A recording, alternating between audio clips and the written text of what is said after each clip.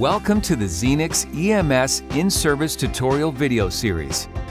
This series provides detailed information about the Zenix Monitor Defibrillator and its functionality. These videos serve as an adjunct to formal training. Please take time to read the operator's guide, available online at ZOLL.com. Obtain formal training from an appropriate authority before using Zenix for patient care. In this overview, we will review the non-invasive blood pressure, or NIBP, feature of the Zenix Monitor Defibrillator. To obtain a reading, select the appropriate cuff and apply it to the patient. Be sure to use the correct size. Apply the cuff to the patient with the artery marker over the patient's artery. Ensure you apply the cuff to bare skin, as layers of clothing can cause inaccurate results.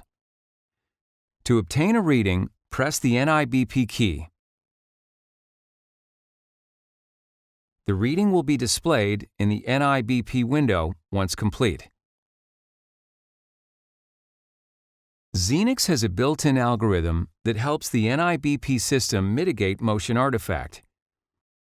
This feature requires that the ECG cable be attached to the patient, allowing the system to synchronize NIBP readings to the R wave on the ECG.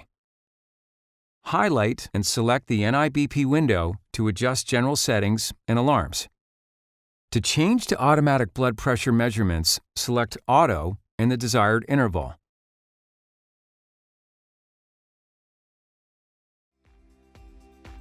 We have now reviewed the NIBP features of the Zenix Monitor Defibrillator. We will explore additional features and functionalities in the other modules in this series.